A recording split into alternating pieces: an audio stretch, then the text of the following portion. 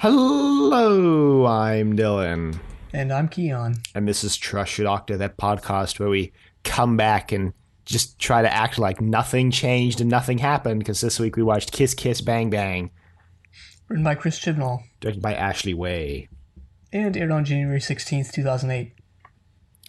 We're back. Torchwood is back and better than ever. And by better than ever, I mean just like literally Jack has come back and we just fall right back into the swing of things.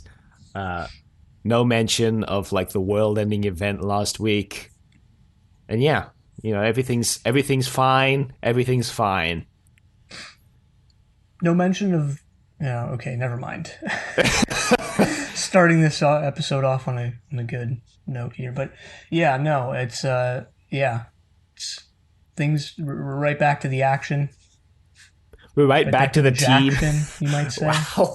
Wow. That's like when Joe Lieberman was like running for president and he told everyone he had Joe Mentum. Like a momentum, but Joe. Joe Mentum. I completely lost my train of... Oh, yeah, okay, right back into the team, chastising Jack, saying that he doesn't know anything, that how could he possibly, like, help them when he doesn't tell them anything about his past, and then immediately by the end of the episode, just proving to them once again that they should have listened to Jack, and they could have avoided a lot of the pain and heartbreak that they went through if they had just, like, followed Jack and trusted him. I guess, yeah, I guess. I mean, I didn't even think of it that way, but yeah. I mean, I definitely did, because Jack comes back and they rightfully chastise him for leaving without telling them anything. But then when he tries to warn them about like the dangers of John Hart, they're just like, well, you're not in charge anymore, Jack. Gwen's in charge. And look how that worked out. Look how that worked out. I didn't actually say it that way, but sure. Okay. Yeah, they meant it. Yeah, they meant it that way, though. They meant it that way. Well, okay, let's get there first of all. Actually, I don't know if you had any making of stuff. Yeah, I had a couple actually. Okay. Apparently, James Marsters, who plays John Hart, wanted to be on the show. Apparently, he really liked the first season. Was like, I want to be on Torchwood. And so I guess, like, James Marsters contacted Russell T's agent who contacted Russell T. Huh. So Chris Chibnall was given the brief, and he's like, Marsters wants to be in the show. So Chibnall was like, well, I'll write Marsters to be John Hart, who'll be like a foil to Jack Harkness. And so he did that, and he wrote this episode, and apparently it was well received. There's a couple of interesting things. Chibnall mentioned that he originally conceived Captain John coming through the vortex on like that surfboard from Boomtown. You know, the one that... Oh my God. this Slitheen tried to use to leave. Wow. Wow. But then Chibnall thought that was just cheesy, so decided not to do that. Interestingly, the scene in the bar was shot to be like a Western, which is very interesting given the episode of The Prisoner we watched this week. On Inevitable, a classic sci-fi podcast. And then, this was my favorite scene. Sorry. Stunt co-coordinator Tom Lucy described the fight scene, the style of fight scene in the nightclub, as a cross between Western, martial arts, and Jason Bourne. Wow, really positioning Jason Bourne as an entire genre there. Yeah, that's what I was going to say. That's why I find this quote just perfection, because Jason Bourne is now a genre of fight scene. Yeah. Yeah, it's my favorite genre of movie, the Jason Bourne genre. So, also the visual effects studio redesigned the visual for the Rift, and they used orange and gold to, quote, make the Rift appear warmer and more magical, close quote. Yeah, so you can really have your heart warmed before, whatever world-ending events the Rift causes this time. Oh, jeez. Apparently, the blowfish was also designed to look like Finding Nemo, but evil. Oh, wow. And that's it. I think that's all I had. Although I did want to mention, I didn't see anybody mention this, but perhaps no one's made this connection except for me. But Kiss Kiss Bang Bang, and this probably isn't a reference to this, but it might be. But one of the very early James Bond movies, I think it was From Russia with Love, actually. A reviewer wrote a review of the movie and called James Bond, the character, quote, Mr. Kiss Kiss Bang Bang, unquote. And that kind of became, for many years, synonymous with James Bond. So much so that there's a rejected theme tune to The World Is Not Enough called Mr. Kiss Kiss Bang Bang. It's about James Bond and calls him Kiss Kiss Bang Bang for the whole song. But anyway, I just found that an interesting thing. Huh. Yeah. Yeah, there's also that book, Chitty Chitty Bang Bang, written by the same guy who wrote the James Bond books. Yeah, Ian Fleming. How deep does this go? There's also the movie Chitty Chitty Bang Bang with a script written by Roald Dahl. We've talked about Roald Dahl, I think, on this podcast, but it was this one, right? Not Inevitable? Well, regardless, Roald Dahl wrote You Only Live Twice, which is the most like blatantly racist James Bond movie. Oh yeah, not surprised about that whatsoever. And it's like it's substantially written by Roald Dahl. There's a whole plot point where like James Bond gets surgery to look Japanese so that he can like go undercover in Japan, and like the whole thing is just super racist. Yeah, I mean, just go back and read like pretty much any of his kids' books, and like the blatant and racism will like be so obvious to you that you'll question how you didn't even notice it. Like even if a 7-year-old could notice it, like yeah. The other amazing thing is that like also, I mean, the like surgery plotline is in the book, but it's not like they're averse to changing things from the book for the movies to make them better or potentially less offensive. But Roald Dahl said no. He said, we're keeping that in. And somehow, like every producer / director involved with that project thought that was okay.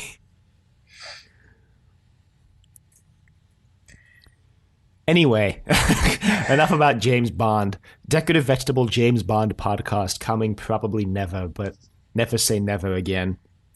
Anyway, Kiss Kiss Bang Bang. Yeah, sort of starts us off,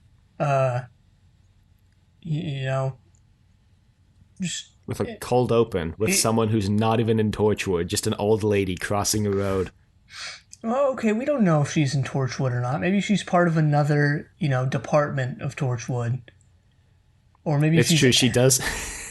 She doesn't know about Torchwood, which is weird.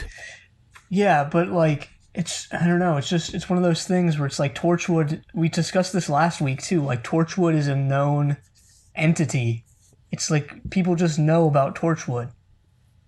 They're like how secret they are is actually kind of, I don't know, it's something that I question, like just how secret is Torchwood? Maybe it's something like they know about Torchwood subconsciously, but consciously Torchwood is a secret agency, and when people see Torchwood they just like, oh, Torchwood, because their subconscious kicks in, and then as soon as they leave they like forget. They're like the silent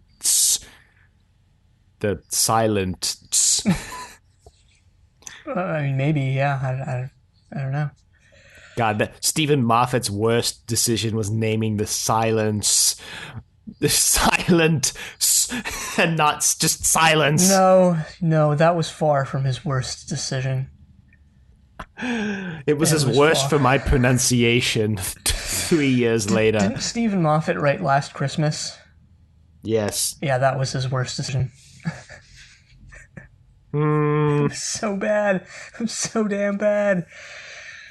I think his decision to announce that a character was going to die, kill the doctor off, and then like 12 weeks later just reveal it was like a robot in the most underwhelming way possible was probably his worst decision, actually. When you put it that way. And then like in that episode, just like to destroy time, have it be completely and utterly confusing that like all of time is happening at once, and then just have the whole plot of that episode be completely inconsequential because it gets erased at the end. And oh yeah, I forgot that like erasing the entire concept of consequences was his worst decision. Never mind.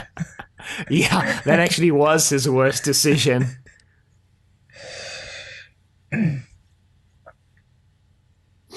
Anyway, so this old lady wants to cross the road. She pushes the button. She doesn't just cross because no one's there. She's a good citizen. The light goes red for a car and it stops. And there's just a fish driving the car. And the lady's staring and she crosses the road. And then the fish drives off. And then this SUV pulls up, rolls down the window. And Gwen goes, "Hey, have you seen a fish driving a sports car?" And the lady points. And the car drives away, and she just goes freaking Torchwood. Yeah, I liked this moment. It was, yeah, I just liked it. I have nothing else to say. I like the next moment better because it's my WTF Owen moment of the week already. Like right off the bat, season 2 is promising that Owen will continue to be the wild card we know and love. So I don't know if you picked up on this, but Gwen is like telling Owen that he's driving too fast, that it's late at night, that there might be kids out, and Owen just goes, "If there are kids out at midnight, they have it coming." Yeah. I was like, okay, Owen is in favor of kid murder after midnight, or kid vehicular manslaughter, as long as it's after midnight. So that's canonical now. That's confirmed canon.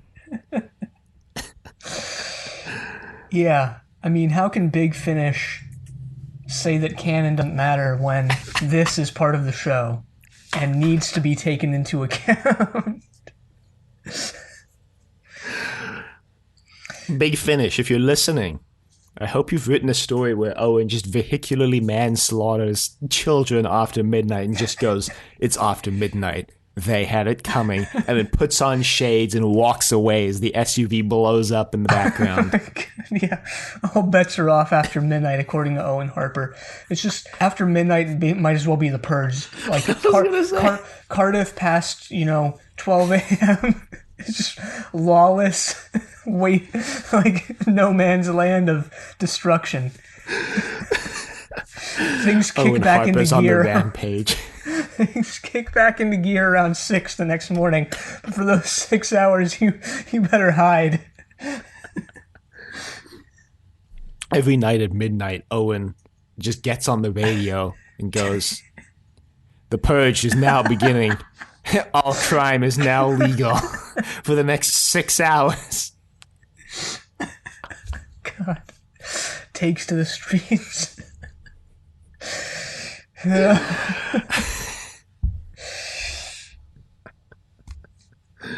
Anyway, Owen doesn't really do anything for the rest of the episode, so I really enjoyed that right off the bat. He just drops this nugget of wisdom and then fades into the background. Well, he decides to let go of the wheel, and he's like, "Gwen, take the wheel." Oh yeah, that's right. He continues to do more dumb shit for the next 3 minutes, then he doesn't do anything for the rest of the episode. Yeah, because he to get a better shot at the fish guy that they're chasing, he sits on the window and starts shooting. And he ends up blowing out the tire of the sports car, and it crashes into someone's yard. Right, the fish being runs into a house, takes one of the people in the house hostage by pointing a gun at her head. And Torchwood doesn't know what to do. Now, at this point in the episode, I'm thinking, man, Torchwood without Jack is a well-oiled machine, because there's in case you forgot, there's a line, not in case you, Dylan, forgot, but in case viewers have forgotten in the past year, there's a line that reminds you that Jack is gone. They're doing this on their own. And man, Torchwood without Jack is just so much better and more efficient than Torchwood with Jack.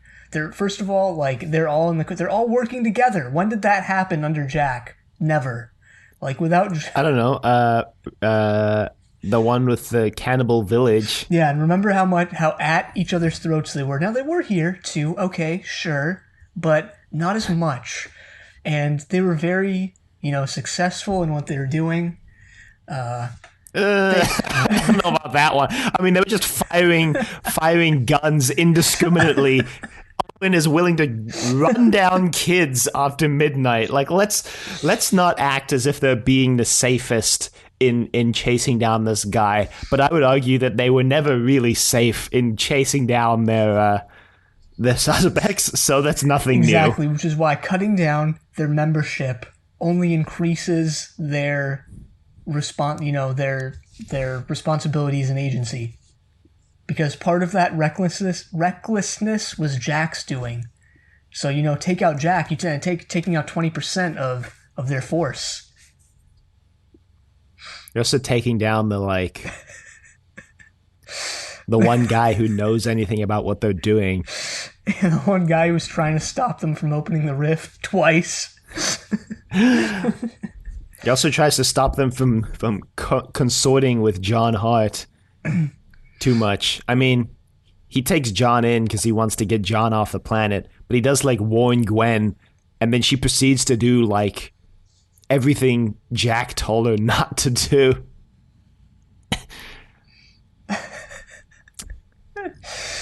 Yeah, so yeah. I'm also curious to know why Gwen is in charge when 2 weeks ago Owen Harper was second in command. Yeah. Gwen's this episode to me also just doubles down on my dislike of Gwen as a person, and not as a character, because I think character-wise it's pretty interesting, her interplay with the people in the rest of the cast, but I just really dislike Gwen as a person, and just trust me, she's got some sins this week, and one of them begins with a P, and it's the entire episode. But anyway,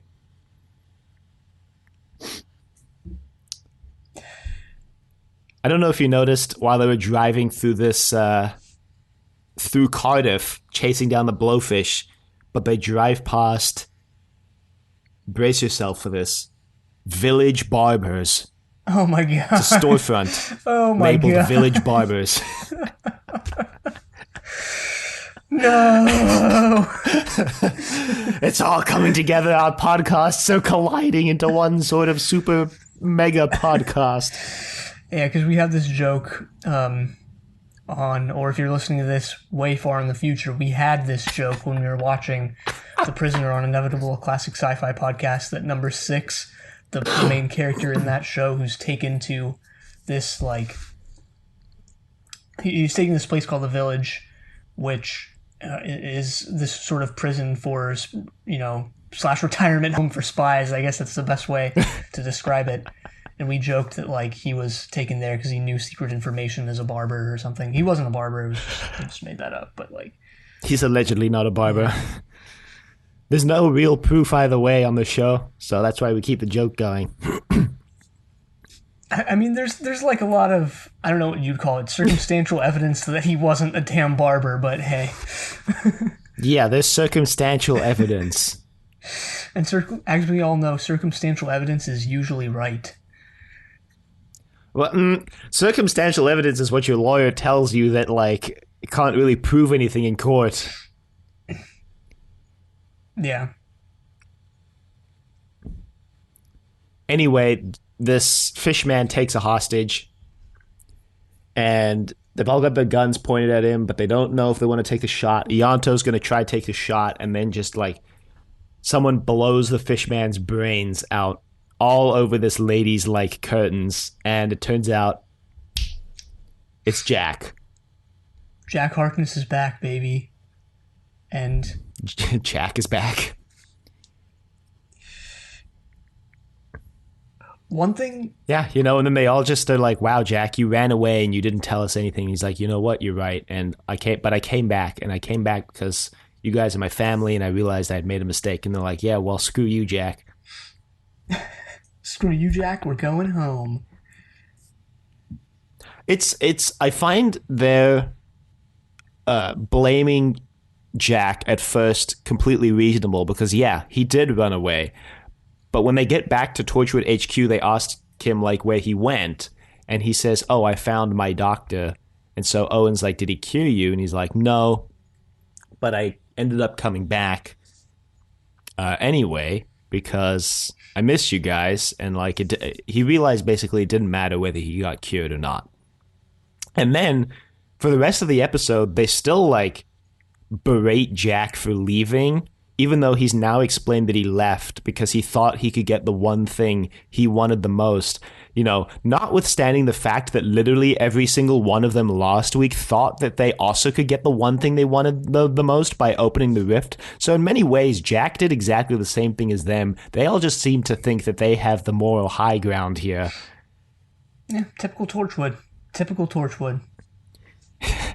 It is. I mean, it is typical Torchwood, but I do find it interesting, like, hypocrisy where it's like Gwen wanted to bring Reese back from the dead, so she opened the rift, but Jack thought he could get cured and wouldn't have to be immortal. Oh no, like, screw Jack. Exactly.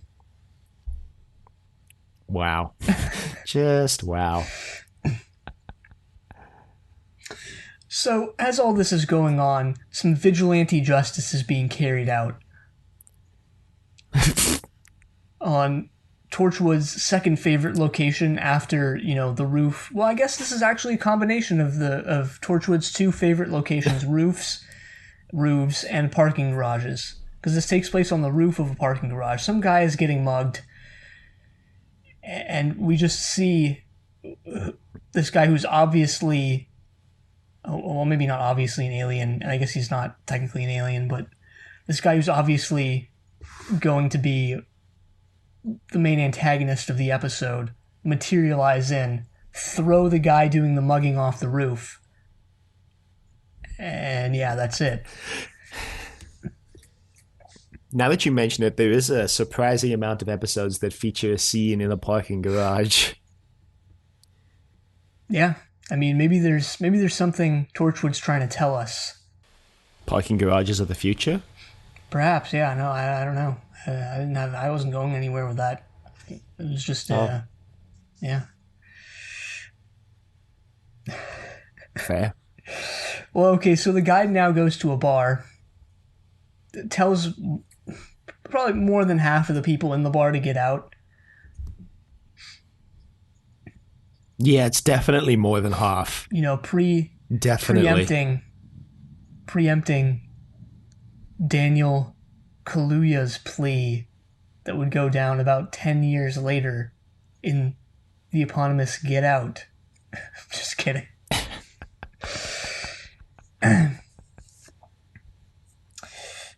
Great. I thought that this was going to be a larger part of the episode. You know, his categorization of people, but I guess it's just an arbitrary thing that he's doing here. You thought that would be like one of his defining character traits? Yeah, or like...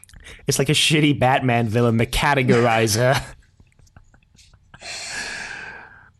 Yeah, so, never mind. Oh, okay. It's gonna take a dig against Batman, but, you know, why even do that? It's not like Batman can defend himself. Those... Wow, the implication I just made. Yeah, sorry. No, go ahead. Oh, I was just gonna say, like, you never know. Might take a batarang straight to the throat in my sleep tonight. No, that would never happen. I don't sleep. You'll take a batarang to the throat while you work, then. Yeah, that's, you know, all right, fine. Put me out of my misery. So anyway, at Torchwood HQ, we have the Amazon X-Ray fun fact of the week, because they get a notification that the rift is active. And while they were filming this scene, apparently, John Barrowman's cellular phone went off, like it rang. And apparently everybody started laughing because John Barrowman's ringtone was the Doctor Who theme. At least it wasn't Crazy Frog. I do like how a lot of these X-ray fun facts of the week are just like John Barrowman doing something wild and wacky. I wouldn't hold it against him that his ringtone is the Doctor Who theme. No, I mean, I wouldn't hold it against him either, you know? I mean, my ringtone is the end credits to Curb Your Enthusiasm, so I mean... Why? Because you don't want to get too enthused about phone calls? Just because it always plays right after the end of the episode, which usually ends with Larry David in some sort of hilariously ironic or awkward situation of his own making. And so, like, I just figured that if my ringtone ever went off in real life, it would probably be when I was in the middle of, like, class or in a meeting or something. And that, in and of itself, would be an awkward or ironic situation. So, I'm playing the meta game with my cellular ringtone. Yeah, true. You also have to think that, like, this was back in 2008, so, getting custom ringtones onto your phone wasn't as easy as it is today. So John Barrowman jumped through some hoops to get the Doctor Who theme on his phone.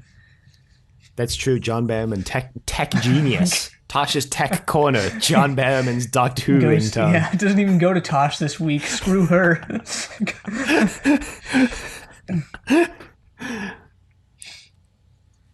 So they go to the parking garage, and Jack gets a message from John, a hologram via his vortex manipulator.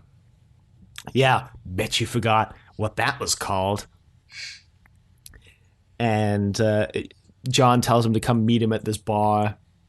And the coordinates are in his vortex manipulator. And then he does the "Help me, Obi-Wan, you're my only hope." And I was very impressed at the dedication to the joke here by John Hart / James Marsters, because he even does the, like, look to the side and hurriedly turn the hologram off that Leia does when she does that. Yeah, good point.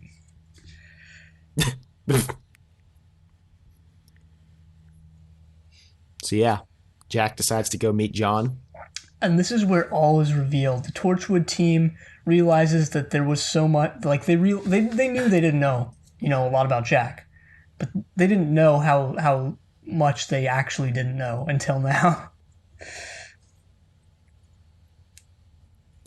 There are some, I was going to save this till the end, but it's relevant now. There are some heavy parallels between this episode and Spyfall, in my opinion, both of which are written by Chris Chibnall. And I'm talking like the hero, let's just say the hero, just for brevity's sake, has a villain from their past who is kind of a dark reflection of them show up, and it kind of triggers this realization in the main gang that they don't know anything about our hero. Like in this episode, John Hart shows up, reveals to the team that they don't know anything about Jack, that they shouldn't trust Jack. He has an individual scene with Gwen where he tells her basically how untrustworthy Jack is, how she doesn't know anything about Jack's history, and how doesn't that, like, make her wonder what's going on. And then at the end of the episode, he gets shoved into the time vortex instead of killed, never to be seen again. Spyfall, the monster shows up. He gesticulates. He doesn't reveal that he's the monster at first, which is a difference, but he tells them that, like, there's something suspicious about the Doctor. He has a one-on-one scene with Yaz where he tells her, like, don't trust the Doctor, like, you don't know anything about her. And then at the end of the episode gets thrown into he gets thrown into jail, but he doesn't get killed, potentially to never be seen again, only for him to come back later. Like, there are some very, very heavy parallels between the two, in my opinion. Yeah, greatest hits of Chris Chibnall. I think it's interesting, and I'm glad we're actually watching Torchwood now, and we actually did decide to go into Torchwood now instead of, like, just not watching anything like we considered for a moment and discarded, because I think that, where Chris Chibnall potentially takes this plotline might lend us some keys to where he's planning to take it with the Doctor, Graham, Yaz, and Ryan. And potentially there are more parallels later on in the season that we'll see. I mean, we know John Hart comes back thanks to the Next Time trailer that spoils the whole season. So maybe he'll come back in a similar capacity to the Master coming back, where he has some grand scheme and once again plants another seed of doubt about them not really knowing who the Doctor is. You know, like how he brings them to Gallifrey, the Doctor's home world, at the end of Series 12. So it'll be interesting to see if these parallels continue to play out through the rest of the season. I suspect they will, but you'll never know until you watch. So I guess we'll have to wait and see. Yeah. Crazy. I didn't even notice any of that. Yeah, well, that's why there's two of us hosting this show and not just one of us. Yeah, so they've kind of learned, not even to a full extent, but they learn a bit more about Jack here. They learn he's a time agent.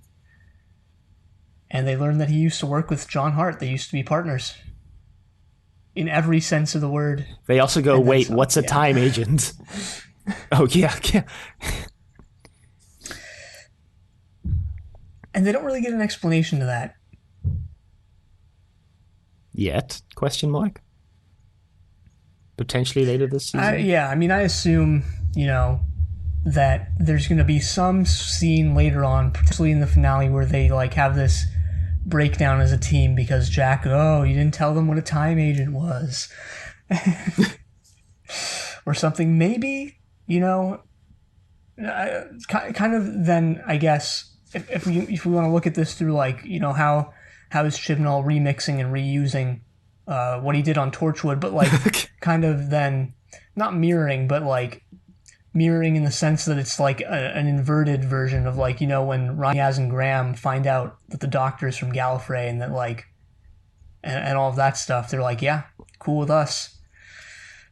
Versus Torchwood maybe won't be as relaxed as that, Well, I mean, let's not downplay the reaction. They go, yeah, cool of us. And then one episode later have a private meeting where they go, should we really be trusting the Doctor? We don't know anything about her. And where Gran goes, look, she's never steered us wrong. She saves the day every week. I'm inclined to believe that she's a good guy. And Yaz and Ryan go, I don't know, man.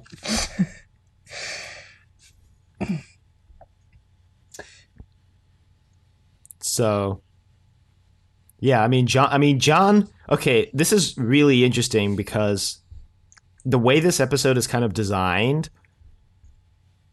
we as the audience members are kind of in the same position as Jack here, where we know things that the rest of the team doesn't, which is interesting because it kind of puts you in a frame of mind where you're really rooting for Jack and you're really on Jack's side because we've seen John just indiscriminately kill someone already. So we know that John's not a good guy. Jack knows John's not a good guy. The rest of the team doesn't necessarily believe Jack when Jack says that John's not a good guy. And I think that's understandable because Jack ran away and Jack hasn't told them anything about his past. And they had to find out from John that Jack was a time agent. Yeah, that is kind of weird actually. And it's as if you've watched Doctor Who Series 3 by this point, your point of view character for this show, if there even is still one, is now Jack and not Gwen. Yeah, it's I actually liked this episode beyond perhaps its original intention because there are a lot of sort of inversions and mirroring and references to everything changes. Now, instead of Gwen being the one who comes into Torchwood not knowing, Jack is the one who comes into Torchwood because he hasn't been there for months. So the Torchwood team has changed in dynamic. It's the hub has been completely redecorated by Gwen and the team. So Jack is the one coming into the situation not knowing anything about Torchwood now, and that's very interesting in my opinion. Yeah, you gotta wonder if they'll expand on any of that or just kind of drop it next week. Well, given the track record of Doctor Who, I think one of those options is substantially more likely than the other. But on the other hand, given the track record of Chris Chibnall, perhaps not the one that you expect. Yeah, Chris Chibnall is all about the slow burn. Nice. The downside of the slow burn is that like you could get canceled before the like the big finale or whatever. Oh, jeez. Oh, jeez. I mean, that's true. I'm trying to think of specific examples of shows that were slow burns that just got cancelled before they like revealed the big thing. I know Dark Matter is kind of like that, where there was kind of a slow build to this big cliffhanger, and then like that never got resolved because they got cancelled. Nice. We should watch Dark Matter for Inevitable at some point. Yeah, all those recommendations we got from other people telling us to watch, screw all that. We'll just watch whatever we want that wasn't recommended at all. We've had people email us about Dark Matter before because I mentioned it when we talked about Zenith, because I found the kind of conception of the two shows very similar. In many ways, it's kind of similar to the Prisoner too, because none of them have names for like the first season. They're all just numbers because they don't know what their names are. Yeah. Anyway, so they decide to bring John in to... John reveals first off that the Time Agency is dead. The Time Agency, done. They collapsed. Jack's kind of surprised at this, but basically says it's none of his concern because he works for Torchwood. Right. So they take John to Torchwood, confiscate his weapons, or so they think. He makes some, all throughout this, he's making sort of snarky and, funny question mark quips or jabs sort of at them. And flirting with all of them. Yeah. Except for Owen. Actually, it is literally except for Owen, because he calls Ianto eye candy.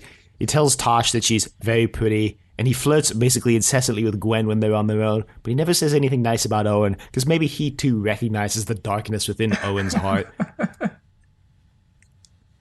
Also, just randomly on the topic of Owen and the Blowfish, actually, in like one of the episodes last season, we mentioned that Bourne Gorman could play the Joker probably pretty effectively. I don't know if you noticed, but the Blowfish is dressed like exactly like the Joker. He's got a purple suit with like a yellow cummerbund and a green tie and then like yellow gloves. Like he's pretty much like classic Joker look.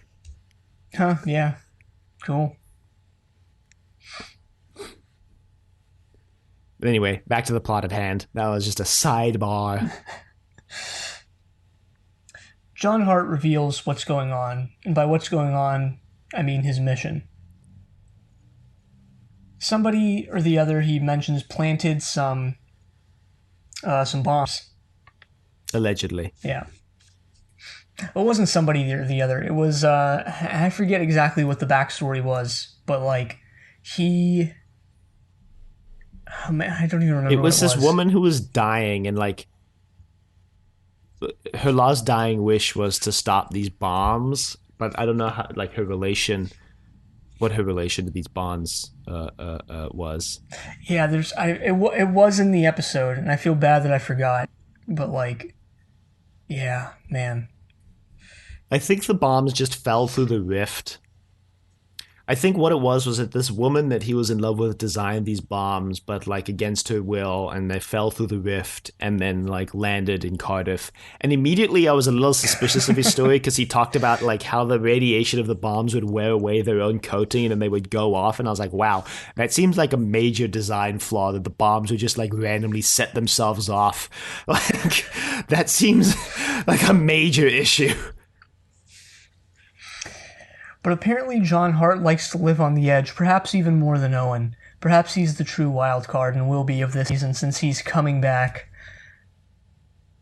No, because I think he telegraphs his like wild actions from way out. Like, not only that, he's clearly predictable because Jack tells Gwen, they split up to go find the 3 bombs, and Gwen's going with John, and Jack tells Gwen because Gwen assigned the teams and she decided to go with John herself instead of like Jack. And Jack tells her, like, don't kiss him, keep him in front of you at all times. Like, clearly John is in some ways predictable, whereas Owen, his predictability comes from the fact that he's not predictable, Yeah, I guess, yeah. Still hold Owen up as the true wild card of Torchwood.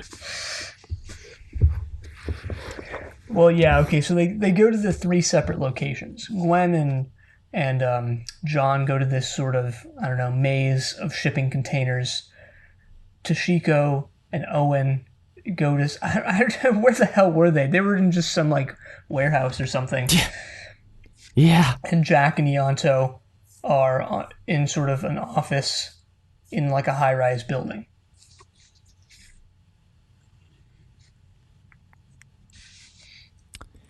Yep. Good times. John makes it out like he's not gonna, pull anything with Gwen, and then pulls stuff with Gwen. I think he kisses her, but he's wearing like lipstick that induces paralysis or something. Yeah, this is some River Song shit before River Song. So Gwen is on the floor, paralyzed. Right. John, well, he explains that she's got 2 hours, basically, before the paralysis is permanent, or she just dies, something like that. It was like 2 hours till her organs give out, or something. Plenty of time. So he tosses her phone away. Yeah. Just sort of somewhere else. He just sort of chucks it. Oh, not to mention that the reason why Gwen loses track of John is because Reese calls her. And also we find out in this episode that Reese proposed to Gwen and she accepted. And you can just see, when she tells this to Jack, you can see the searing judgment in his eyes since he knows about her like affair with Owen. You can see it in his face. and John Barrowman does a very good job at playing this. But you can see he's just like, wow. He's definitely silently judging her. Oh yeah. Yeah. I feel like it would be very... I mean, it would just... honestly, I feel like it'd be unfair to Reese if the season just goes with him never finding out about the affair, marrying Gwen, and having like a pseudo-happy marriage. Like, I feel like that would just be so unfair to poor Reese. Which is exactly why it should happen. All right, I guess. But then I would just feel bad for Reese. I'd be like, oh, poor Reese. Exactly. Reese is the most blameless character in this whole show. Like, he's basically done nothing wrong, does everything to, like, do his best for Gwen, and he just gets screwed over. Nah, he's got a bit of a temper on him. I mean, that was after months of Gwen running off, like, in the middle of their, like, dinner. Like, I don't know. Man, I understand. I don't care about context, all right? Okay. Everything happens in a vacuum, and... and yeah. There's a really interesting quote from Star Trek where the captain is like convincing someone to join his team, and he's explaining why he bends the rules, and he says something like, rules are for normal people, but context is for kings, or something like that. Exactly. And we definitely don't want to go back to the days of monarchy. Which is why... Well, Which is why. That's just... There's nothing else to that statement. It's just which is why. So now John somehow races across town. Yeah, he and Owen should have a foot race. I mean, with how fast they're able to just run across Cardiff. I love the random things that you wouldn't think about unless you've done a podcast on this and you're just like, I'm bored. What's the weird things I can notice? Like Owen running across town. Multiple times. Because they never show him getting into or out of a car. Or just John just, again, like racing across town here. I mean, I think Gwen and John took a car of some sort. I guess. We've never seen Torchwood with more than one SUV, so at least two of these teams probably just walked across Cardiff. Yeah. Torchwood defending the human race against, like, alien threats, and they can't even afford another car.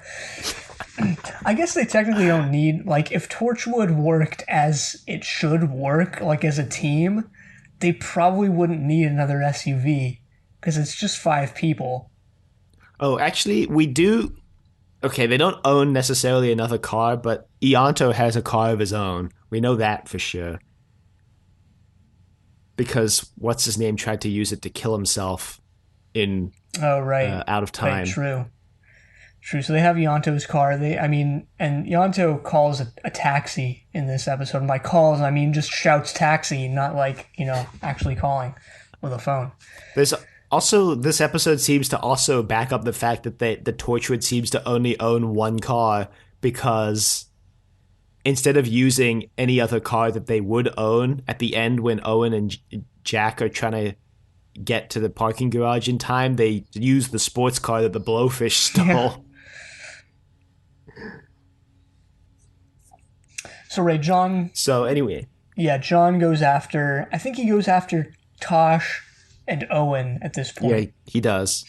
And Owen finds the bomb just sitting on a shelf, and I was like, wow, that's really nice and Yeah, convenient. thanks, Rift. Thanks, Time Rift. So he shoots Owen. He just straight up shoots Owen. Owen getting a taste of his own medicine. Although Owen seems to be remarkably unimpeded by this gunshot wound moving forward the rest of the episode. He's like running around like completely fine once they get out of Yeah, this there's a little area. bit of, panting. There's a little bit of struggle on his part. But yeah, I mean, both times that Owen's been shot, he's just kind of brushed it off. I forgot this was the second time Owen's been shot. Wow, you're right. Yeah, does Owen have something to hide here? Like, yeah, we know Jack can't die, but like, Jesus Christ, Owen. Like, it's shot in the gut, and it's just like, yeah, I'm fine.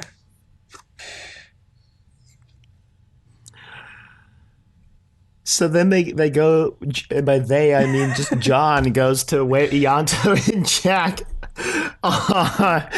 it's at like a high rise, and so Jack asks Ianto out, and Ianto's like, all right, yes. Yeah, this was the most awkward Sure. thing that Torchwood has potentially given us so far, or at least it's up there. Yeah, Where it's, you're right. It was awkward, but I was just like, this is just classic Jack and Ianto. yeah, and they're on the job too, and it's just like, I don't know. Well, Jack's not one to see the job as a barrier to his flirting. Yeah, true, and I guess Ianto isn't either.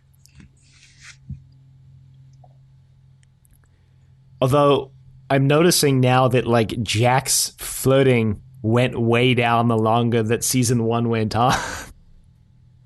I guess. Yeah. So bringing it back, bringing it back. So how John goes about this is, okay, so first Ianto and Jack decide to split up. Jack goes to where else but the roof, while Ianto checks Of course. I guess, second to roof floor. Doesn't Ianto make a joke lampshading this by being like, you like roofs to John? Yeah. Jack? Yeah, that is confusing, actually, because it's John Barrowman playing Jack Harkness, but then there's also John Hart, played by... oh, my God. Yeah. Yeah. By James Monsters.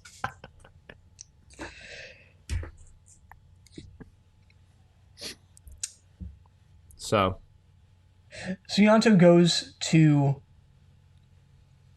Yeah, okay, wait, so why does Ianto go to the elevator? I guess it was because John pulled the gun on him. because John, yeah. Well, Ianto hears the elevator ding, so he pulls his gun out and goes to approach, and then John puts his gun to the back of Ianto's head, and Ianto's like, ah, shit. Right. I don't know why I'm swearing so much on this episode. I think Torchwood has infected my brain. Might also be all the ants that are invading my house, but One or the other. Maybe both. yeah, maybe both. Probably both.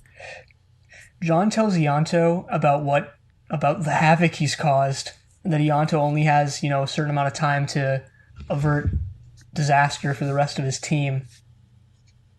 And Ianto asks why he's doing all this. And he basically just laughs and says, money. Yeah. Avarice, greed, one of the deadly sins Gwen would know a thing or two about. So Ianto drives off, and I guess Jack sees how this is all framed and shot and delivered to us is that Jack sees Ianto drive off in the van. I think he knows that something's up. His phone starts ringing, and John Hart takes it from him and throws it off the building and just says oh, that was Ianto calling to warn you. And Jack's like, yeah, I mean, I've been suspicious of you since moment one, so. John kind of plays his hand here. Finally, he reveals that he wants to rule the galaxy as partner and partner with Jack yet again. Very much like the Master, James Marsters, the Master. Is there something there? God. I don't know. But yeah, very, very much actually like the Master in Spyfall.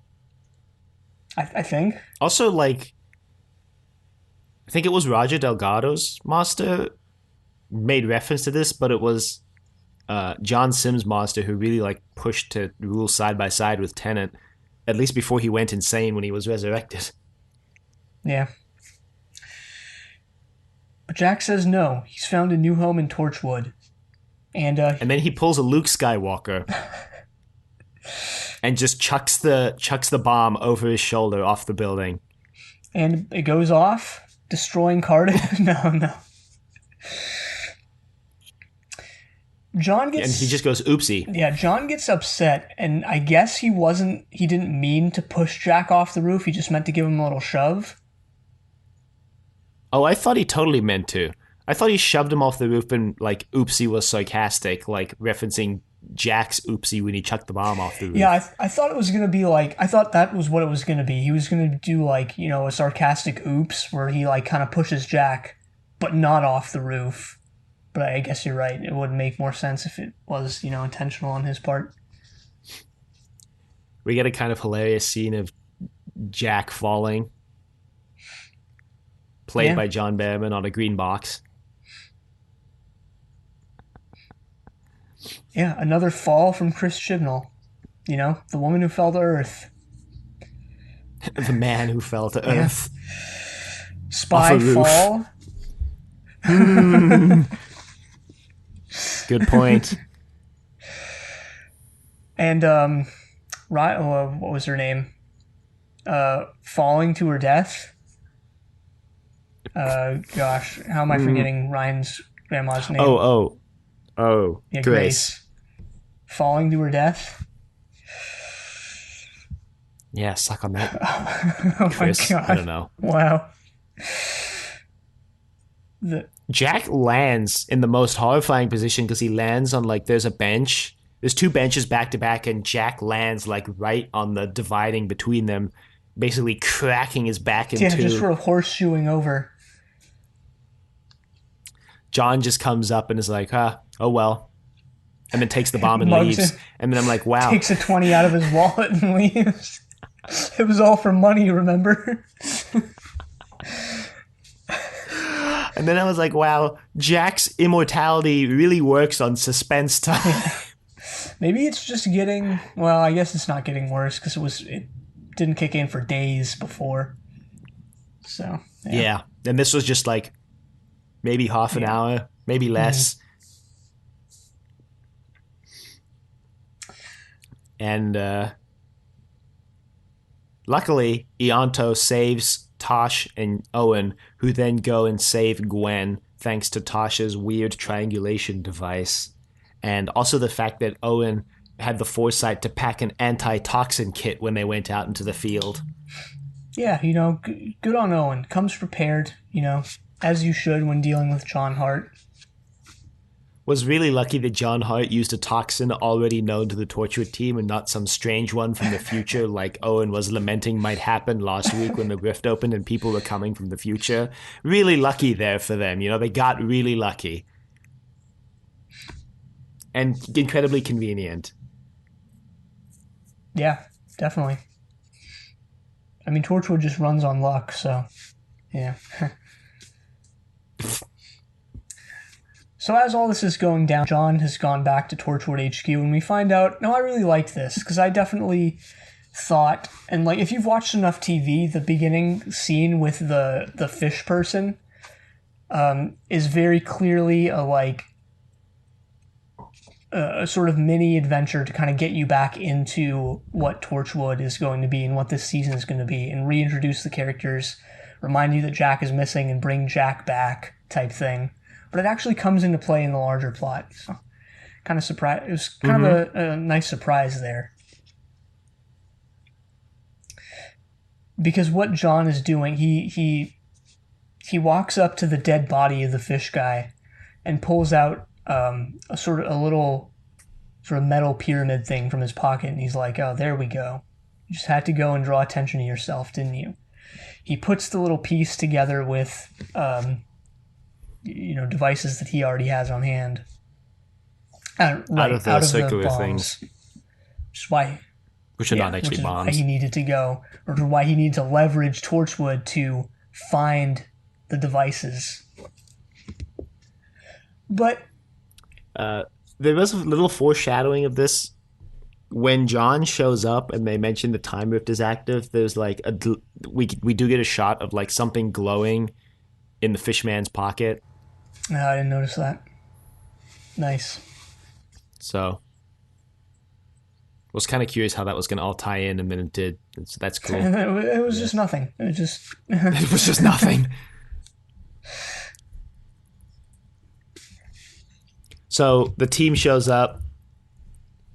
They hold him at gunpoint, and he's like, "Well, if you haven't noticed, your boss is dead." And then Jack just walks in, and he's like, "Guess what, John? I just literally cannot die.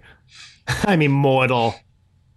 John was like, "All right, what's the catch? What's your like superhero power that has like 99 benefits to it and one major downside, like, fess up?" And Jack is like, "Nah, there's nothing. Literally just can't die." He's just like, yeah. He's just like, I don't know how it happened, but I just can't die.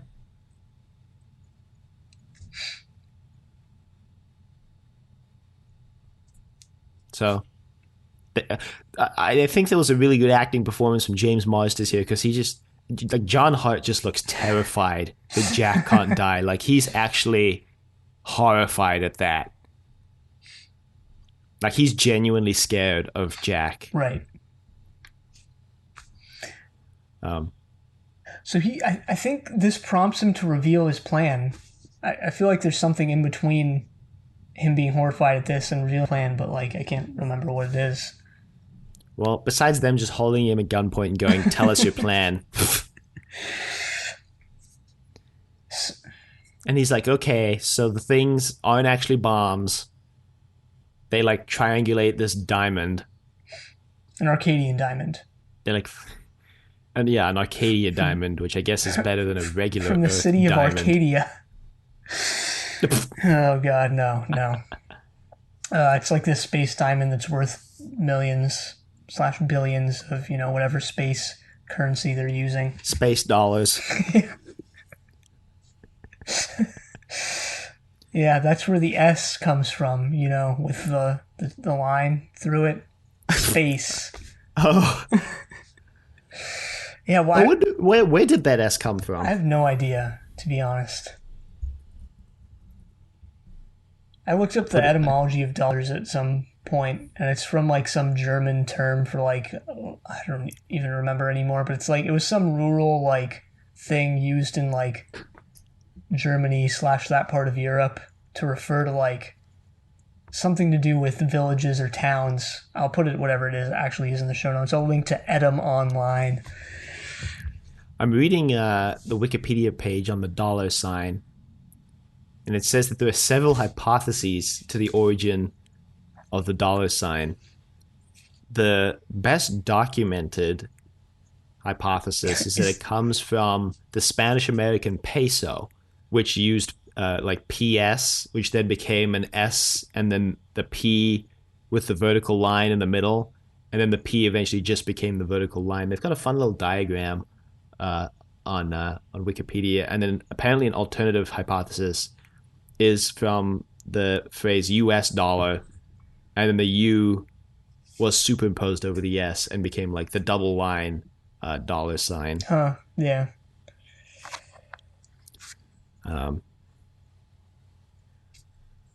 So apparently it's like we don't really know for sure, but there are a couple of hypotheses. Yeah, it's probably just some Illuminati stuff. That these, well, we don't know for sure, like, stories are being used to cover up. It's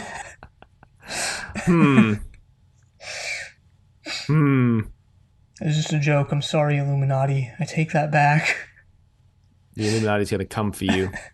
Wow, I like how they have currencies that use the dollar or peso sign, and then they have in games and virtual worlds, and then they have an R followed by a dollar sign and says Robux for Roblox. Oh my God. My favorite was always the Pokemon, P with the 2 lines through it. Kind of making you think that Pokemon takes place in Russia. Are the 2 lines horizontal or vertical? Horizontal. Yeah. Well, then apparently that's the Philippine peso sign. It takes place in the Philippines then.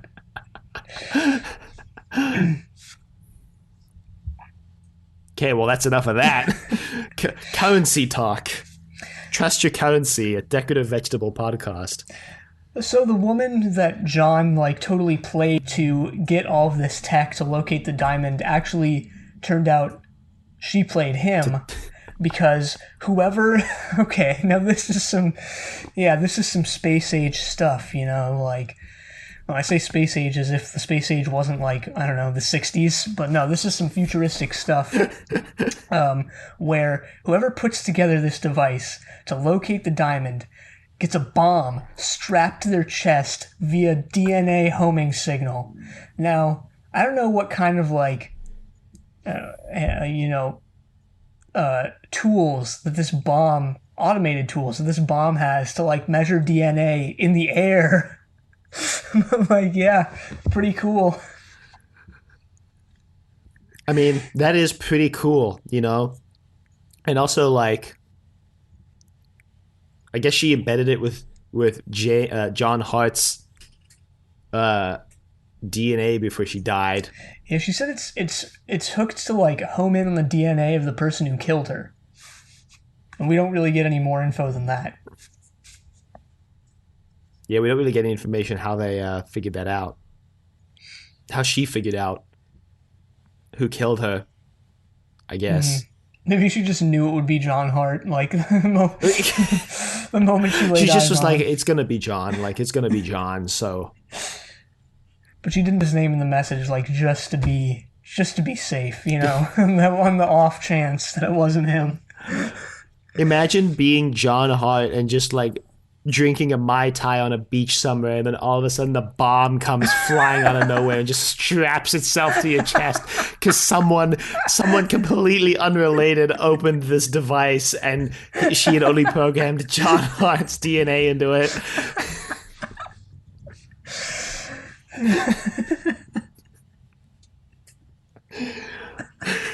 It was really nice of her to give you a 10-minute leeway to try and get the bomb off before just vaporizing you and the entire surrounding city. I think that's more of go through the stages of grief in 10 minutes and just freak out type thing. Because it's not long enough for a normal person to be able to get it off, but it's not short enough where you just be oh, shoot a bomb and then die or something like that. All right, I mean, that's actually true. If I had a bomb strapped to me, I'd oh God, just kill me now, please, just end it. And so I'd have to wait for 10 minutes to for salvation, basically, or something like that. But little did this person know that Torchwood would be on the case, and in a 10 minutes productive enough to rival the one in whatever that Silurian episode was with the 11th Doctor. Forgot the name. Oh yeah, the Hungry Earth Cold Blood.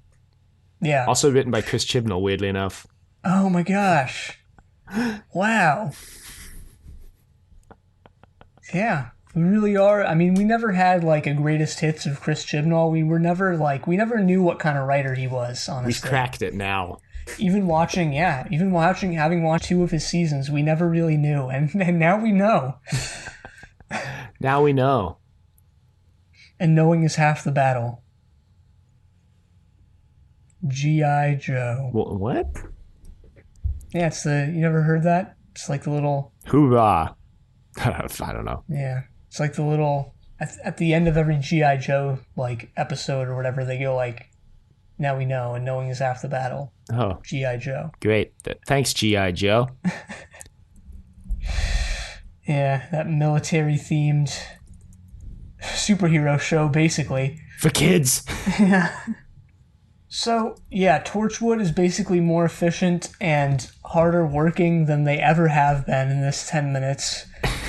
And they end up getting the bomb off. So, what happens is that John handcuffs himself to Gwen and swallows the key. And he's like, you have to get this bomb off me now. Because if you don't, your coworker is going down with me. And then Gwen's like, hey, Tosh, you perfected the prediction algorithm yet? And she's like, yep. So they go back to the parking garage where John Hart came through originally because the rift is going to be open there again. Right, and Gwen wants to just jump into the rift along with John, saving Cardiff. Because Yeah, John thinks she's bluffing because he doesn't think she would kill herself to save everyone else. And she's like, of course I would, like, duh. I liked the little parallel to the beginning where the mugger that John kills says, I'm not bluffing, and John goes, only people who are bluffing would say that. And then now, Gwen kind of does, not really, but kind of does the opposite. Yeah, it's true. Nice little mention of the handcuffs being deadlock sealed, just in case, I guess, Jack is carrying around, like, a sonic screwdriver or something. Right.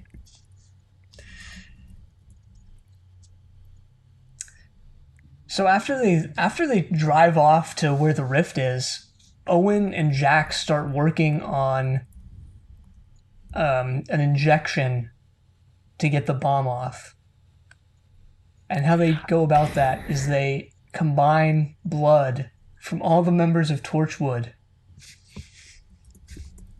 I was kind of curious to know as to why, like, Owen just contains a sample of all of their blood on hand, and it's not even a measurable enough sample that if they got injured, they could have like a blood transfusion. It's just like literally a small test tube's worth.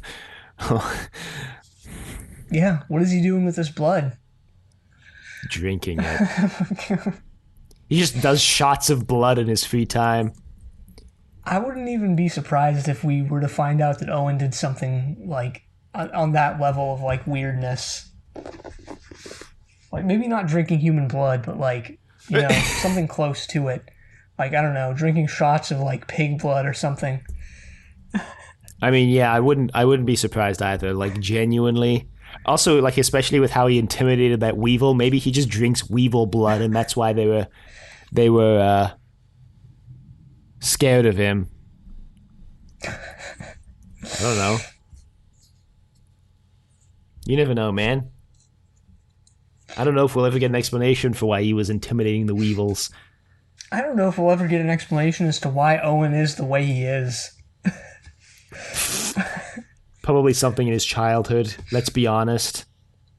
Yeah, if we ever get anything from him, it's going to be like he witnessed like someone get brutally murdered, or like, I don't know. Maybe it was witnessing that rape in in what was it, Ghost Machine.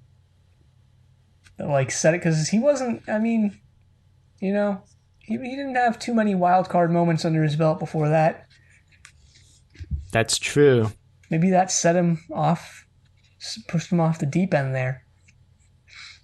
Yeah, maybe that just like broke his mind. Just destroyed him completely. I mean, it's possible. Because you're right. Before that, he was kind of just... I mean, he had his wild card moments, but it wasn't... It wasn't like that. No, yeah, we Let's didn't say. really know who Owen was as a person before that. But we know now. And now that we know Owen, you can never change our minds. Yeah, even if he goes as far as saving Cardiff and saving his coworkers using the blood he's collected, which is what he does now. Exactly. I mean, Cardiff has been in trouble because of him multiple And now times. he's making up for it. Not really. He didn't even know if it was going to work. True. But at least he tried. You gotta give him that. Because what happens now is, with seconds left to go, Gwen is dragging John to the rift when who else but the Torchwood van pulls up, containing Owen and Jack, and they just run. Except they actually drive up there in the sports cars. Oh yeah, true. Yeah, that's true. Because the gang, including John, takes the SUV. True. Owen runs up to John and just jabs the vial into his chest. Confusing, Everyone Confusing- except for Jack. confusing everyone, and also confusing the device. They're very lucky that this worked, but yeah, it works. The device doesn't know whose DNA it's latching onto anymore and comes off. Yep. Yeah, but they're too late. They don't have enough time to chuck it in the rift, so it wipes Cardiff off the map. No. They chuck it into the rift and it explodes. In the rift. And everyone's okay. Yeah, Jack. Jack really just frisbees that bomb into the vortex.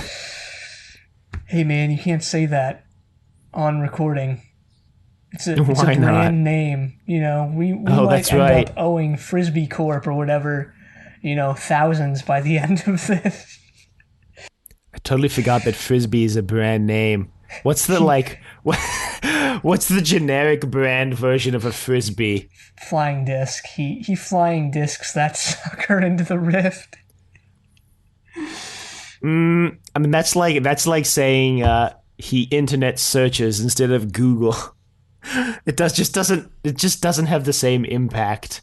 No, it really doesn't.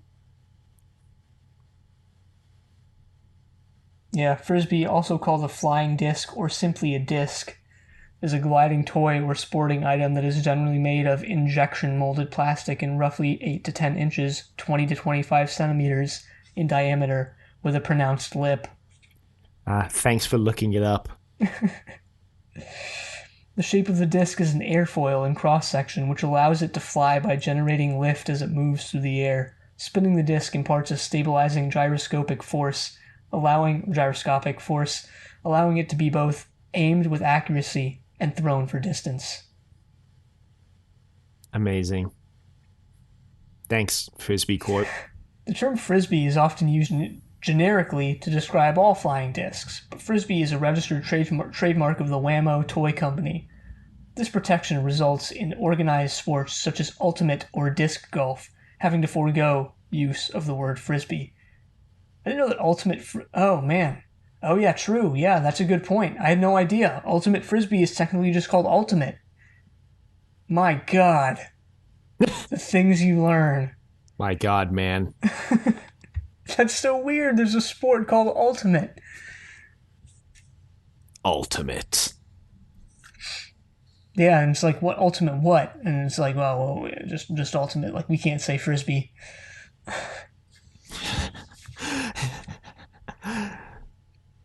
And Ultimate. Frisbee on an ultimate field is just shot on sight. Oh, the competition shooting team next door they just call them in. They're like, "We're sorry, but you're gonna have to put our ultimate players down." Oh boy. Anyway, Well. John reveals that he didn't actually swallow the key. He kept it in the lining of his throat. I guess humans have evolved to have a pouch in their throat. by this point. He's, So, I mean, he's also from the future. Maybe he just had it implanted. perhaps, yeah. Gwen was like, you were gonna take me in with you, even though you had the key the entire time? John was just like, yep, nailed I it. don't know why Gwen is surprised at this because we've seen the whole episode that like John is just like a terrible person. We've seen the whole episode. That's all you have to really say is that we've seen the whole episode. Like he literally, not only that, he's tried to kill you once already in the past 5 hours, Gwen. Like he's already tried to kill you once tonight. Yeah. Just goes to show you how incompetent Gwen is. God damn it, Gwen. Anyway, the day is saved. John gets off scot-free.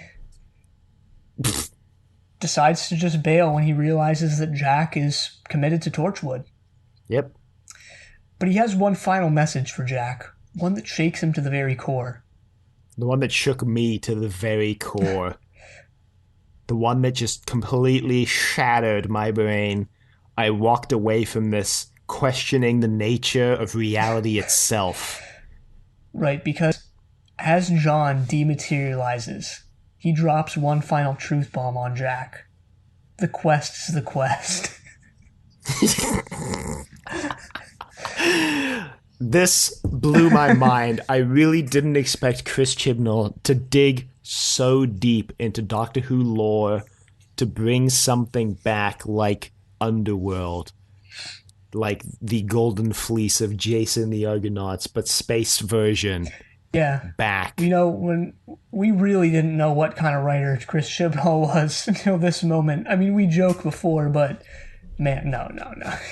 No, but I mean, like, I was thinking earlier in this episode that compared to Russell T and Stephen Moffat, I think Chris Chibnall has a lot less of an aversion to using things from previous showrunners or from the classic show. I mean, Russell T, excluding the Daleks and the Cybermen, because everybody has to use those, or it's not Doctor Who. That was sarcastic, according but to the fans. just in case somebody didn't quite get it. But anyway, you know, Russell T used the Mako once, but didn't really ever use many things from the classic show or from previous showrunners. Moffat, I mean, they kind of show up as backgrounds, but like Chris Chibnall, his first season, he didn't use any recurring characters, but then his second season, he brings back the Jadoon, and he makes all these wild references to classic and pre-Chibnall episodes, just like brings back all sorts of Russell T stuff and older stuff, and I really do think Chibnall is a lot less averse to referencing older episodes. So, you know, the quest is the quest really just confirms this. Well, and I'm curious to see what he's going to do with it the rest of the season. no, okay, so we should be perfectly clear. He doesn't actually say the quest is the quest. It's like, was it Gray? I found Gray or something. He says, I found Gray. But you're right about that, actually. And I think Chris Chibnall actually, in many cases, does what previous showrunners tried to do, but better. Like, the Jadoon under Chris Chibnall are actually better than the Jadoon under, Russell T Davies, at least in my opinion. I know it's just one example, but and even Jack as well. I mean, Jack is a Russell T character / Stephen Moffat also. But, is sort of, I don't know. I don't know. No, I mean, I know what you're saying. Like, the Jadoon under Russell T only really showed up working for the Shadow Proclamation at the very kind of end of his run. But also, their first appearance was the one where they transport the hospital to the moon. And that's necessary to set up how the Jadoon are like space police, kind of.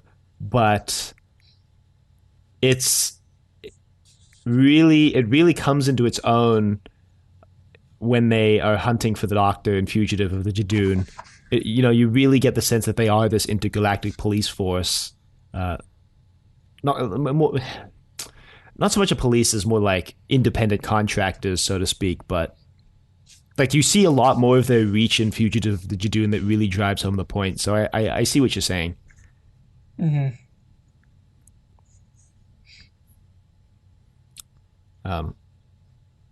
But yeah, so this is interesting. This was interesting to me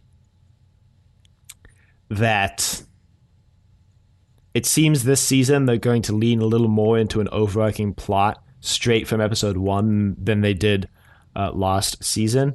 Last season, it wasn't until a couple episodes in that we started to get, the mentions of like something's coming in the dark for you, Jack. Something's coming from, beyond the grave, from the dark world. And this season, it seems like right from the get-go, day and episode 1, we've got sort of the overarching plot. John Hart has found Gray, and that seems to just shake Jack to his core. Yeah, so we'll have to see what all of this means and what all of this is. Yeah, who I'm is looking Gray? forward to it. Dorian Gray. Dorian Gray. It's a gray like the alien species from Area 51. That's what the rest of the season is going to be about. I mean, I'm trying to think here, but in a way, Jack is kind of like Dorian Gray, right? Not being able to die, being immortal. I mean, Dorian Gray is there's more literary metaphor behind it with the painting and everything. But there is some similarity to be had. I guess, yeah. So we'll have to see. I mean, we'll have to see what they do. Could be anything. Could be nothing. Could be nothing. Probably not going to be nothing. Even if, no matter how disappointing it ends up being, it's probably not going to be nothing. And no matter how little faith you have in Doctor Who or Torchwood or Chris Chibnall, it's probably not going to be nothing. Probably.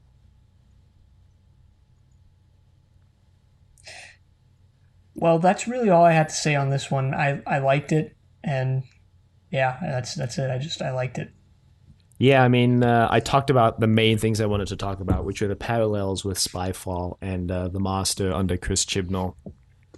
I'm curious to see what they do with John Hart, because he kind of seems like Torchwood's version of the Master almost. He's very similar to Jack, but he's evil. So even though the Next Time trailer spoiled that he was coming back, I'm curious to see what else they're going to do with him. Yeah, also spoiled other things that we potentially didn't want to know at this point. The fact that Martha is going to be in the show, which I actually knew before but forgot. So thanks. The fact that and it reminded you. Yeah, the fact that Reese finds out about Torchwood. My favorite shot of the Next Time trailer was the guy standing on his head just projectile vomiting for 3 seconds. Yeah, that'll really get people to want to watch the rest of the season. Yeah, throw that in. Yeah, that, ugh. This era of Doctor Who, the sort of 2005 to 2010, looking back, actually had, a really surprising amount of, toilet humor and just, 3-year-old, type stuff. I think it still does to an extent, but... I don't know about that. Maybe, I don't know. Since 2017, I definitely think so. Maybe 2005 to 2016. Sure, but I don't know. Maybe I don't know. Era. I'm hard pressed to think of any examples off the top of my head, so maybe yeah. Well, anyway, let's go into our segments then. Yeah. 7 Deadly Sins of Gwen. Well, I'll start this one this week since you did last week. But I had Gwen committing pride basically the entire episode. I think towards the end it's a good pride though, she's really proud of her position as being able to protect Cardiff and is gonna do whatever she can to save it type thing. All right. I mean, I guess. But until that point, there's a lot of arrogant pride, shall we say. True.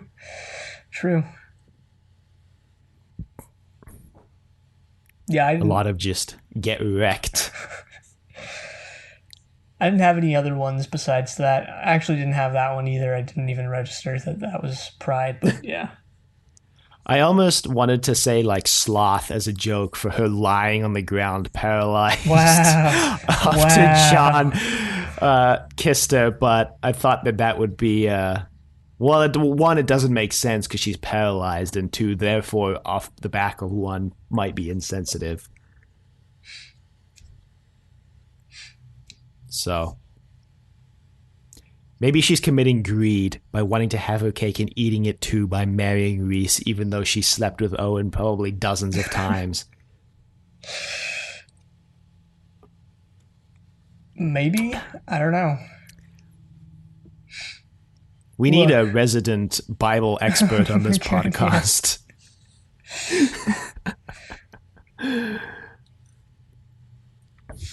What other? Let's see.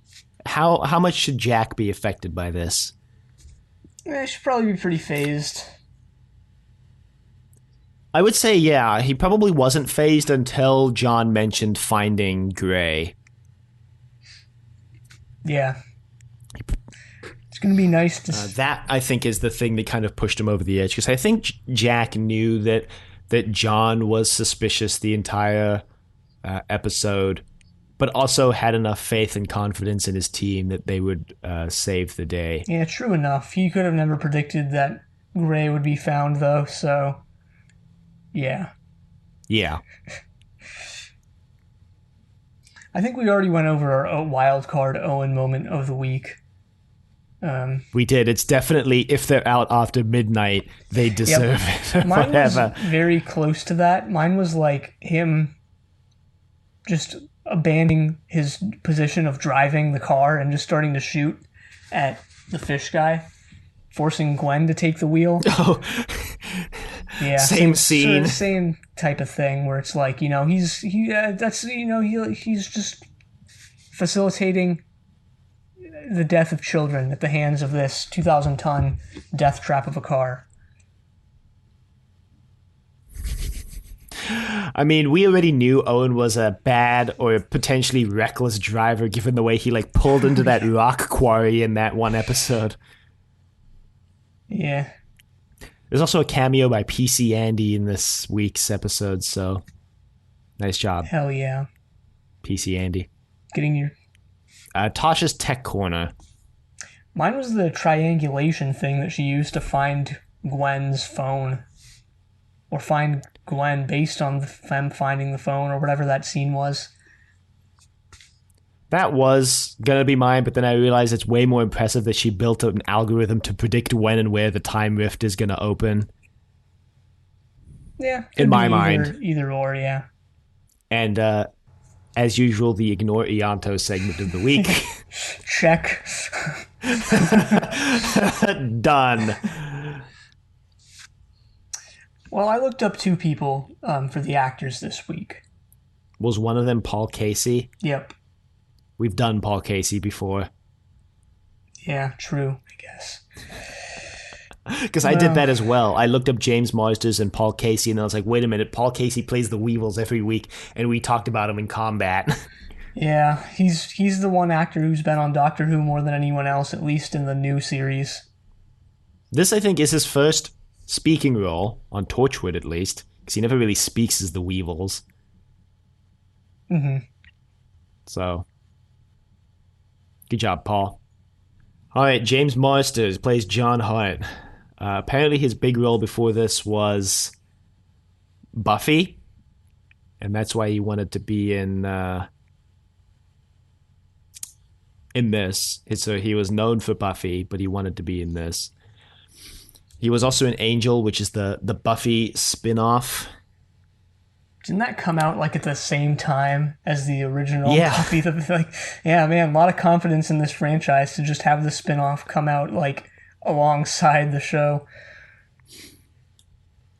He was also in Hawaii Five-0, Supernatural, Smallville, Warehouse 13, and he also was in a show called Vidiots that he also wrote and directed.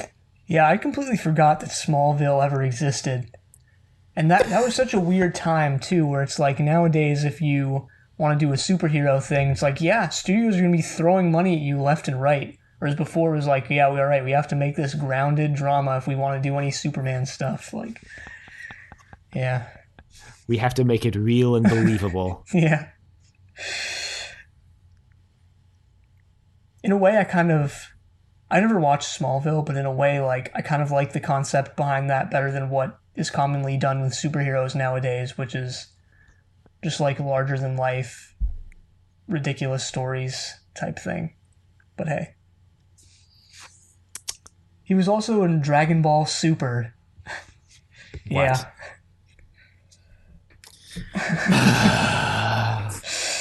That time that they tried to revive Dragon Ball Z for a new generation. Did it work? And succeeded. Okay. Good. I was wondering, did it work? I think so. I think it worked. Good. I didn't watch it, even though I've watched like all of Dragon Ball and Z and most of GT. I couldn't bring myself to watch Super. Well, on that note, I've got nothing further except this email from Sergeant Drano. This is already quite a long episode. I apologize to all our dedicated fans who are like, please, God, let it end. Greetings, guys. I think you're about to finish your coverage of Torchwood Season 1, so I thought I would offer an overview of my thoughts on the season. I think it was a decent first season overall with a somewhat uneven quality to the episodes. I'd say that some of the individual stories were a bit weak, but that the strongest features of Season 1 are the building of these characters and the often dark choices that they make. I like that this is a show that doesn't often have happy endings. My favorite main characters of the season were Jack, Owen, Tosh, and Ianto. Gwen, despite arguably being the main character, is probably my least favorite, though I do still find her entertaining as well. Great secondary characters were Susie, Andy, and the people from Out of Time. Yes, unlike you guys, I actually really liked that episode. I thought these characters were executed really well. Reese isn't bad, but will become a stronger character later. You spelled Reese wrong, Sergeant Drano. That completely invalidates your point. Yeah, it's Reese's and fallacy, like Reese's fallacy. Monkey, not Reese's peanut butter cups. Strongest episodes to me were Cyberwoman, Countryside, and They Keep Killing Susie. Weakest episodes to me were Small Worlds, Greeks Bearing Gifts, and Combat. The rest of the episodes I say were pretty solid. Yes, I liked Random Shoes too, but then again, I also liked Love and Monsters, so go figure. I mean, look, that's your hill to die on, Sergeant Drano. I think the end of season 1 is a little bit of a letdown. I like the discount evil Vincent Price jumping around, and I think that the final 2 episodes work very well as a build-up and summary of who these characters are, what motivates them, and what they are prepared to do. I even like that the reveal of Abaddon is foreshadowed at the beginning of the episode as being the most laughable of the possible threats. Yet that turns out to be what is going on. I think the ending is a bit let down by the, to me, less than impressive CGI effects of the giant monster walking around and the fact that ultimately the story is resolved simply by Jack standing in one place and yelling a bunch while Abaddon tries and fails to kill him. Did you guys think for even a minute that Jack might really be dead for real? The cliffhanger where Jack runs off the doctor was amusing. I'm not sure how much you have been spoiled at this point, but I'd be interested to hear predictions for Season 2. Will Jack be back? If so, when? I do think Season 2 is stronger than Season 1, and Season 3 is one of the best things I've ever seen on television. I think most would agree that Season 4 is weaker, but still quite watchable. Still very much on board for this dark journey, Sergeant Drano Station 7 the door. Well, this email came in 7 a.m., so 2 hours before the episode actually went out, which is why it's appearing in this episode about Season 2 rather than Season 1. We knew Jack would be back at some point because he gets dropped off by the doctor. Also, like, you kind of can assume that it would be pretty soon after he leaves because of that whole, I was just thinking about this, that whole go to the future, utopia, sound of drums, lost the Time Lord, year that never happened nonsense. Where they just delete the last year out of existence and revert to the start. Oh, Russell T, you were one for some real shenanigans. Yeah, he really pioneered the whole consequences stuff that Stephen Moffat just cranked up to 11 with 11. He laid the groundwork for Stephen Moffat. Mm-hmm. I didn't think for even a second Jack would be dead. No, not at all. There's absolutely no shot of that being the case. It is a good point. I'm glad you brought it up, Sergeant Drano, that, the last episode is definitely a lot more dedicated to exploring the characters than, like, really, giving us some sort of heavy-hitting, like, finale with Abaddon and all that. Yeah, and I'm actually okay with that.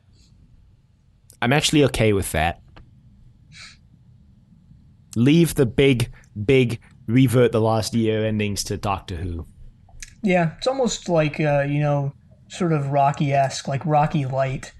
Rocky but done worse, where, like, at the end of Rocky, they kind of abandon what the movie had ostensibly been about that entire time. And instead it's about Rocky and what's Adrian confessing their love to each other.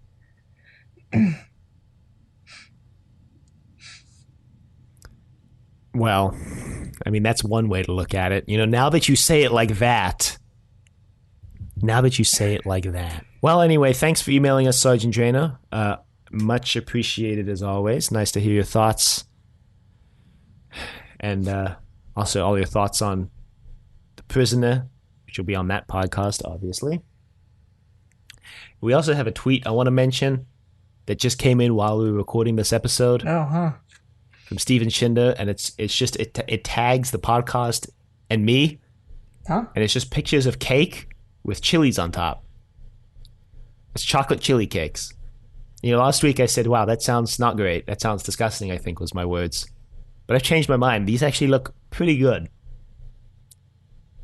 But do they taste pretty good? I don't know. I do know that, like, Ghirardelli sells chili chocolate, like, in the bars, the chocolate, the very pricey chocolate bars you can get. Yeah. They sell, like, a chili chocolate one. Maybe I should go to Albertsons and get it, and I can do a live taste test on air next week. That's the closest thing we'll get to a chili chocolate cake, unless I make one myself, which I've done enough baking for the past week. You also might hate it and end up, like, not eating it. Yeah, with a whole cake. Yeah, I might end up with a whole cake that I hate, so... I do also have mint jelly in my fridge. For that Children of the Stones taste test we almost did. Yeah, that Children of the Stones experience that we didn't experience, thank God. What was it? It was mint jelly, turkey, and... peanut butter, I think, right? Oh, yeah, it was just mint jelly and peanut butter. His turkey was on a different weird sandwich. Oh, no, it wasn't turkey, it was gherkins. Yeah, that's right. It was gherkins. I think the gherkins was the mint jelly. Well, you know what? I don't remember. I don't want to remember. I'm getting sick just talking about this stuff. And I tried fish fingers and custard, for God's sake. Oh, yeah, I experienced your difficulty finding custard powder, looking for custard powder for my own recipe, so that was cool. Yeah, just gotta buy a donut and scrape it out. It's literally the easiest way to get custard around here. Anyway, I have a powdered custard, like, just sitting in my pant if you want any, and just drive it over. Thanks. Well, anyway, that's it. I've got nothing else, and I'm ready for this episode to be over. Same. If you'd like to email us, you can reach us at thedoctor@decadentvegetable.com. Questions, comments, concerns, angry rants, love letters, your thoughts on Torchwood Season 2. You can find us on YouTube at Decadent Vegetable. You can find us on Apple Podcasts, Google Play, Spotify, Stitcher, all at Trust Your Doctor. Be sure to leave a rating if you like the show. Check us out on Facebook, Trust Your Doctor. Like us on Facebook. Also check us out on Twitter at TYD Podcast. And follow us on Twitter. And next time, we're going to be watching Sleeper. But until then, the end.